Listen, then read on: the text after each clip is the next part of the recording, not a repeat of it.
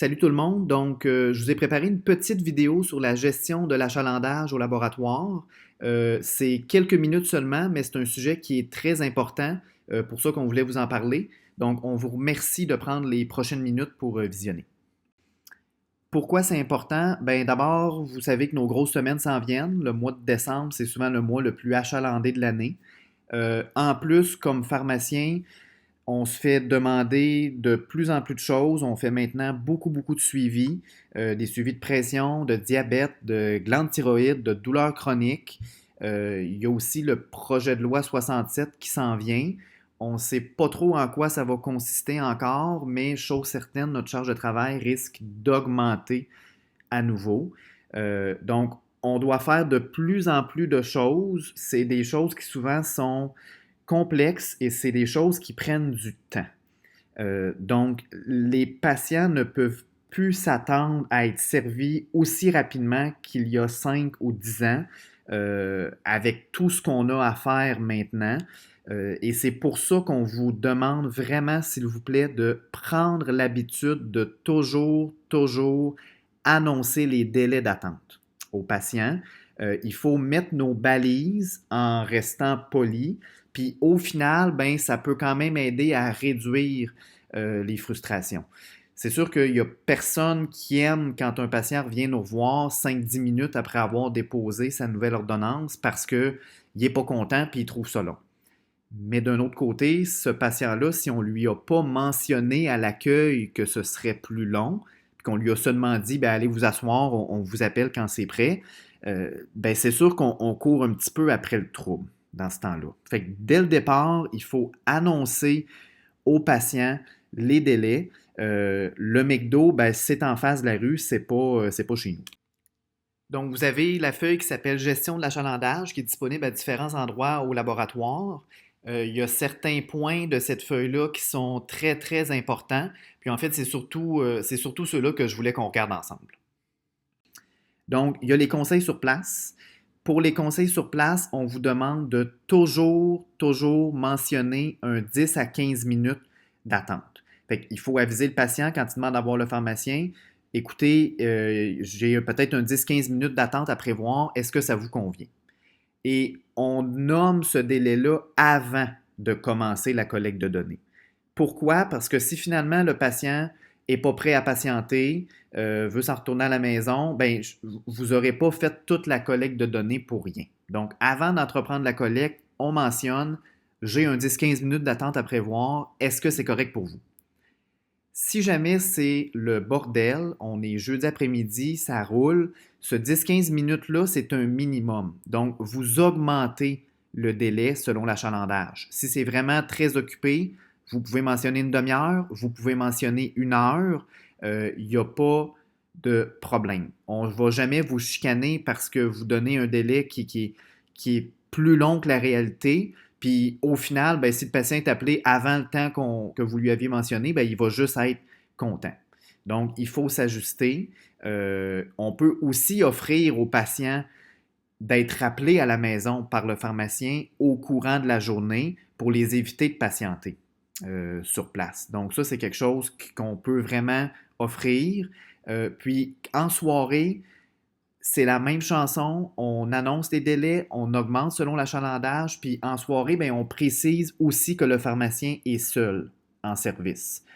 Fait que profitez-en, les gens qui n'ont pas l'air sûrs de vouloir patienter ou qui hésitent, bien, on offre des alternatives. L'alternative, c'est que le pharmacien peut téléphoner à la maison dans le courant de la journée ou le lendemain pour prendre le temps d'effectuer la consultation.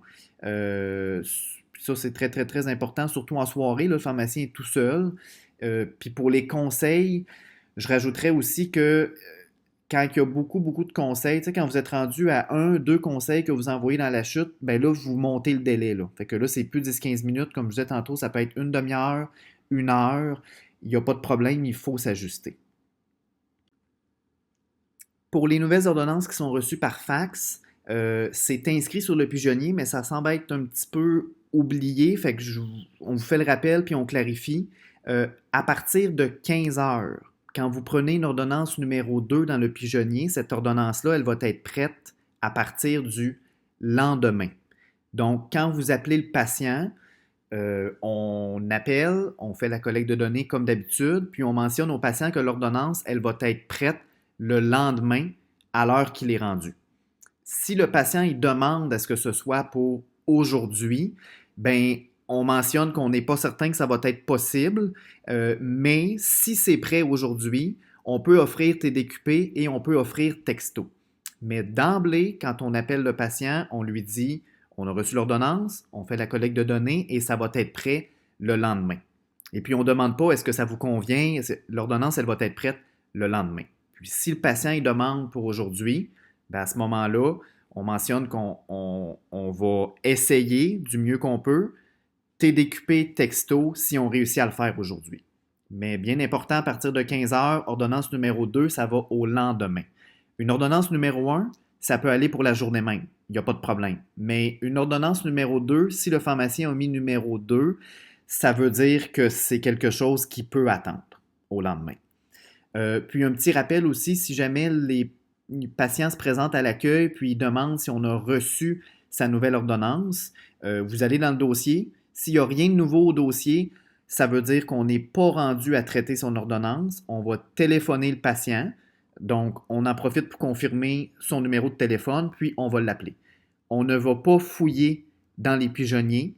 Si l'ordonnance n'est pas au dossier, bien, ça veut dire qu'on n'est pas rendu là encore. Pour maintenant une nouvelle ordonnance pour un patient qui est sur place, ben, il faut toujours, je l'ai écrit 3 fois, mais on aurait pu l'écrire plus, il faut toujours mentionner un délai de 20 à 30 minutes. C'est plus long parce que c'est une nouvelle ordonnance. Même si l'ordonnance a l'air super simple, il faut toujours mentionner ce délai-là.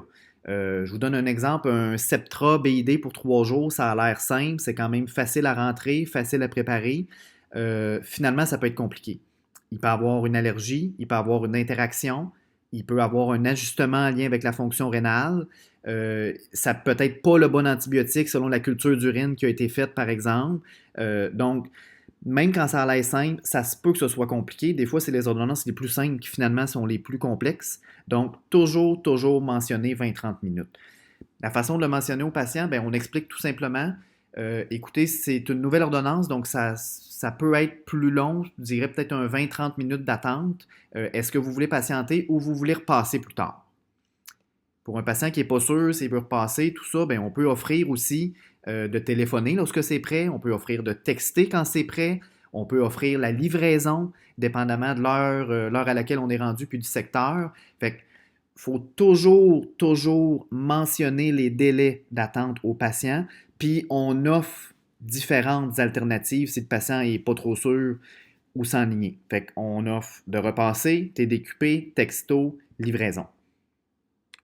Donc, si c'est pas mal ce que je disais, les alternatives à offrir aux patients pour éviter qu'ils attendent sur place, on peut TDQP, on peut envoyer un texto quand c'est prêt. Texto, c'est vraiment l'approche à privilégier versus le TDQP parce que ben, c'est moins de travail en bout de ligne pour la chaîne. La caissière n'a pas besoin d'appeler le patient. Le texto s'envoie automatiquement par réflexe. Donc, si vous avez le choix entre les deux, texto, je vous dirais, c'est pas mal le numéro un. Puis, ben, il y a aussi les VIP. Donc, quand vous voyez des gros dossiers qui sont quand même stables, ben, pas hésiter d'offrir le VIP aux patients. Ici, on vous a juste inscrit des formulations qu'on peut utiliser avec les patients. Fait que par exemple, pour une nouvelle ordonnance, on peut dire, ben, écoutez, ça peut être plus long étant donné que c'est une nouvelle prescription, ça peut prendre jusqu'à 20 à 30 minutes. Est-ce que vous préférez repasser? Puis si le patient n'est pas sûr et qu'il hésite, ben, on peut aussi y offrir la livraison si ça s'applique. On peut offrir TDQP, texto. Pour un conseil, ben, on peut dire avant de commencer la collecte de données, ben, écoutez, il peut y avoir un 10 à 15 minutes d'attente pour voir le pharmacien. Est-ce que ça vous convient? S'il n'y a pas de problème avec le patient, on procède avec la collecte de données. Si le patient n'est pas sûr, on peut aussi offrir comme alternative de prendre ces informations, puis le pharmacien va prendre le temps de le rappeler plus tard à la maison pour faire la consultation. Donc voilà, c'est tout. On vous demanderait 2 petites choses. Donc, confirmer la lecture sur Agendrix du mémo. Il y a un petit quiz à faire qui, honnêtement, est vraiment pas très très long. C'est 2, 3 questions, juste pour confirmer que vous avez écouté la vidéo.